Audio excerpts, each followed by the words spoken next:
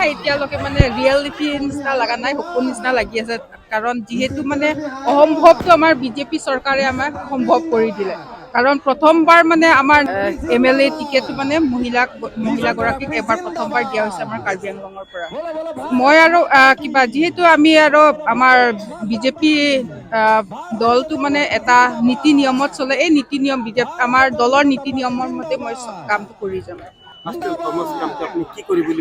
সকলোৱে মই মানে আমাৰ যিহেতু আমাৰ টিম কাৰ্বি আংলং আছে, টিম কাৰ্বি আংলঙৰ পৰা সকলো কথাটো আমি ডিছকাশ্যন কৰি পেলাই কামটো কৰি যাম। ক'বলৈতো একো নাই, যিহেতু আৰু ইলেকশ্যন বুলি হ'লে আৰু কণ্টেণ্ডাৰটো থাকিবই আৰু ইয়াৰ মাজতে আমি ভাল পাৰ্চেণ্টেজত আমি আমাৰ দলটো ওলাই যাব। সমস্যাটো আৰু ওলাই থাকিব আৰু যিহেতু আৰু যিমানে মানে সমস্যাটো মানে এটা সমস্যা সমাধান কৰোঁতে আকৌ এটা সমস্যা ওলাই যায়।